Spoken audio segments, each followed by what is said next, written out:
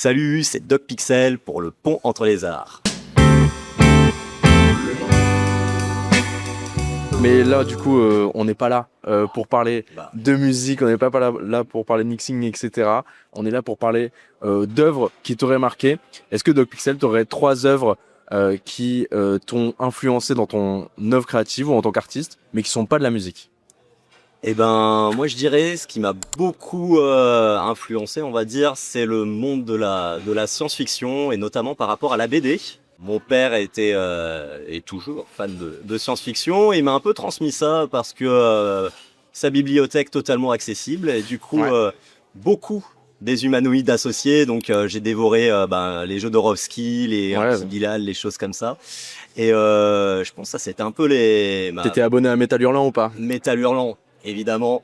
Donc voilà, tout cet univers-là qui, je pense, m'a beaucoup influé. Et du coup, ça est parti sur forcément de la littérature avec les Philippe K. Dick, les Isaac Asimov, qu'est-ce que j'oublie par Javel. Enfin bref, un petit peu.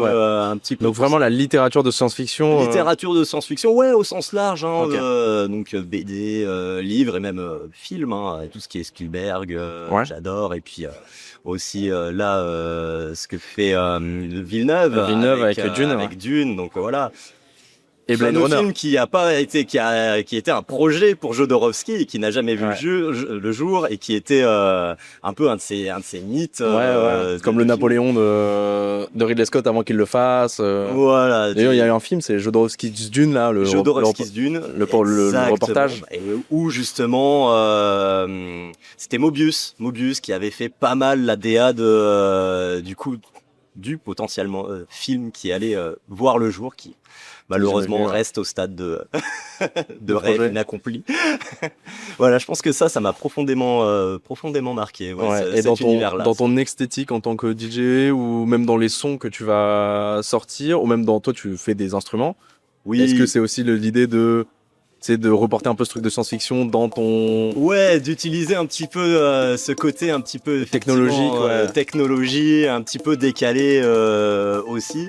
Et avec tout ça, oui, partir dans des délires de failles spatio-temporelles, avec un chat cybernétique venu d'ailleurs qui vient nous envahir. Bref, voilà, je cultive un petit peu ce genre de fantasme, de science-fiction. Qui est trop bien. Pixel, le jeu vidéo a aussi une grosse influence. Grosse influence même, je dirais. C'est quoi toi ta première claque vidéoludique? Jeu vidéo, je pense que c'est Sonic. Sur Mega Drive, le premier? Sur Mega Drive, le premier, exactement. Et c'est d'ailleurs très très rigolo parce que depuis que Doc Pixel existe, j'ai eu plusieurs fois la remarque. Tu me fais penser à ce méchant d'un jeu vidéo avec une grosse moustache et des petites lunettes rondes et une tenue rouge. Moi, j'ai une tenue de chimiste blanche, mais effectivement, je pense que je partage un peu quelque chose avec Dr Robotnik, ouais, qui quelque part est assez stylé avec sa tenue. Je pense qu'il m'a quelque part un peu influé lui aussi. Tu voulais être le docteur Robotnik de la techno, pourquoi pas, j'aimerais ça, c'est... Ah ouais, j'accepte. Puis en plus, de créer un chat robotique, etc. C'est ça. Il crée des animaux robots robotiques. C'est un peu ça. C'est un prolongement. Ouais. C'est un prolongement, tout à fait. Donc toi, t'avais la version pâle ou t'avais la version un peu plus lente? Enfin, t'avais la version plus rapide de Sonic? Très bonne question. Je pense que c'était la pâle, effectivement. C'était la pâle? Ouais. Qui est très dur. Hein, franchement, pour tous les fans de Sonic, après, quand tu joues à la version américaine, tu te rends compte que c'est bien mieux. Et j'étais tout minot. J'ai dû le finir qu'une seule fois. Ça m'a suffi. Ça a été une victoire. J'ai pu passer au 2, au 3. C'est trop bien. Si toi, t'es le Robotnik de la techno, tu penses c'est qui le Sonic de la techno? Ah, le Sonic de la techno, je pense qu'il va beaucoup plus vite. Moi, je talonne à 140 BPM. Je pense à une techno trance un petit peu relevée. Il y en a un que j'aime beaucoup en ce moment, qui a des sonorités un peu acides, qui s'appelle Air Crank.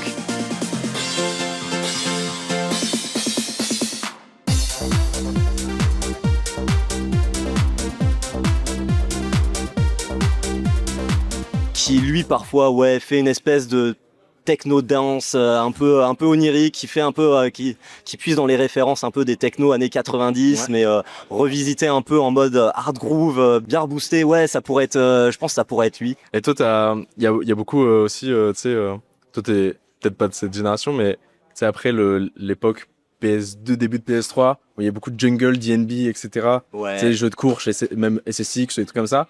Toi, c'est des trucs auxquels t'es pas forcément enclin à mixer. Toi, tu vas plus aller dans la techno, même si c'est des... Je vais peut-être vous raconter comment je suis un peu tombé dedans. Je pense que j'étais vraiment tout môme. Je devais jouer avec un copain. On devait recevoir le dernier gadget du Picsou Magazine ou un truc comme ça. Donc on était vraiment, la musique, c'était pas encore Ouais, dedans. on n'est pas encore là-dedans. Et puis il avait un grand frère, ce pote en question. Et j'entends de la musique sortir de la chambre et tout. Je fais, c'est quoi ce truc? Je vais le voir, je lui pose la question. Qu'est-ce que t'écoutes, quoi? Qu'est-ce que tu écoutes? Et c'était Gigi D'Agostino, The Riddle.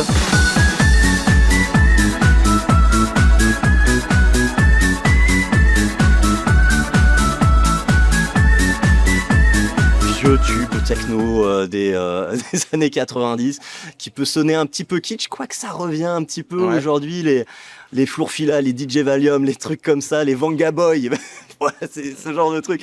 T'as 8 ans, t'entends ça, t'es hype de ouf. T'es spatialisé, quoi. T'es spatialisé. Et depuis ce jour-là, j'ai demandé à mes parents allaient régulièrement à la médiathèque, et là j'avais une raison d'y aller. J'étais en mode, non mais je vais y aller, j'ai envie d'aller fouiner dans les CD, et je suis allé écumer un petit peu tout ce qu'il y avait. Ah, tout ce qu'il y avait, ouais. Voilà, il y en a notamment un qui m'a beaucoup marqué, qui était l'album, le premier d'Astral Projection. Ok, ouais. Projection, donc de la trance vraiment. Il y avait ça à ta médiathèque. Il y avait ça à la médiathèque. Wow. Et c'est comme le vin, quand tu connais pas, tu te fies à la pochette, tu dis waouh, psyché, ça peut être bien, ça peut être pas mal. Et j'ai pris ça, je me suis pris une grosse claque, à tel point, je l'avais mis sur cassette et je l'avais sur un Walkman. Je l'amenais au collège sur mon Walkman, quoi. Et tu devais le rembobiner avec un crayon. Voilà, bah, c'est pour ceux qui ont la ref. Et j'avais effectivement ça. Ouais, Trop bien. ouais. Et en farfouillant, à force, je suis tombé sur une compile qui proposait une démo, vraiment d'un logiciel qui proposait, voilà, de faire de la MAO, hein, vraiment les premiers logiciels un peu de MAO. C'était moche, c'était vraiment le premier FL Studio, je crois. Ok. Tu vois, donc une version 3 démo, un truc comme ça, le truc claqué. Avant qu'FL Studio soit FL Studio. Ouais, bon, ça s'appelait encore Fruity Loop à l'époque. Ouais.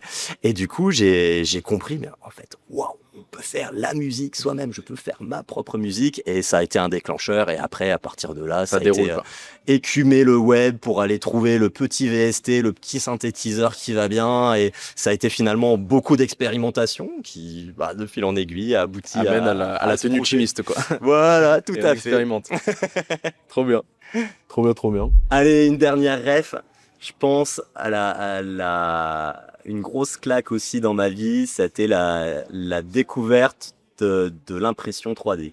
Ah oui, ok. La première imprimante 3D que j'ai vue, c'était les prototypes d'Ultimaker. C'était les modèles que tu montais toi-même, que tu découpais et que tu montais toi-même. C'était un truc open source. Ouais. Et des farfelus s'étaient chauffés pour monter ça et le présenter sur un salon. Les Fab Labs n'étaient même pas encore arrivés en France, hein. C'était vraiment c'était les tout premiers projets, quoi. Les tout premiers projets. Et là, effectivement, révélation. Attends, on a créé une machine qui permet de créer tout et n'importe quoi. Et forcément, ce genre de choses, ça t'ouvre un champ des possibles qui est assez inédit. Et lorsque j'ai voulu, moi, me mettre à l'impression 3D, pas à l'impression 3D, au live. Ouais, ok. En me disant, je vais m'équiper en machine, tu vois. Et à l'époque, t'es étudiant, t'as pas un rond. Ouais. Tu regardes les MPC, les synthétiseurs, les machins, tu fais waouh, ouais, c'est dur. Je peux pas. C'est trop cher, je peux pas. Donc la solution, c'est un peu de hacker le truc. Et par chance, à l'époque, j'avais un professeur de son qui était génial et qui était vraiment branché dans tout ce qui était technologie un peu alternative. Ouais. Un de ses cours, c'était génial. Il nous a montré comment hacker des manettes de Wii, la console. On revient à la console et il nous a dit ça, c'est bourré de capteurs, c'est génial. T'as des accéléromètres, t'as des capteurs de gyroscope. Des gyroscopes, exactement. Toutes ces informations-là, vous pouvez les récupérer et en faire ce que vous voulez. Ouais. Et pourquoi pas un signal MIDI. Et on a fait des potentiomètres avec ces grosses télécommandes et on a fait de la musique avec ça. Et je me suis dit, en fait, on peut créer des trucs et c'est venu un petit peu de là et ok. ben je vais faire de la musique, je vais hacker des machins, je vais construire mes propres contrôleurs MIDI et c'est parti de là en fait. Trop bien, Voilà. trop bien, trop bien. C'est trop marrant parce que toi, avec une imprimante 3D, tout le monde est en mode des figurines Warhammer. Et toi, tu t'es dit, mais les je vais potentiels, construire de la musique. je vais faire de la Ouais, je vais musique, faire de la musique. effectivement. Je Ouais, vais ouais, construire des instruments, faire de la musique, trop bien. ouais. Donc les potentiels sont bien plus intéressants sur effectivement de la recherche, des choses comme ça, quoi. Donc voilà, c'est mon côté maker aussi, artiste maker. Je suis un peu entre les deux. Puis ouais, je pense que c'est ce qui fait un petit peu Ouais, ta spécialité, quoi. Ouais, je pense. ton sel. De ouf, de ouf, de ouf. C'est juste, je vais faire 3, 2, 1. Tu regardes la caméra, tu fais bisous. 3, 2, 1. Allez, bisous.